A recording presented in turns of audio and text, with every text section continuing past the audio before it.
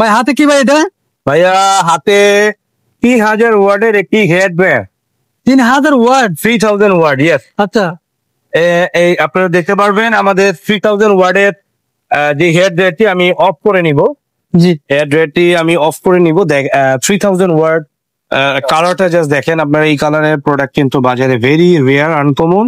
And finally এটা হচ্ছে Kemei, model number KM3322, 3000 watt in power, 2-in-1 product hair dryer and হচ্ছে professional, 2 কাজে ব্যবহার করতে পারবেন।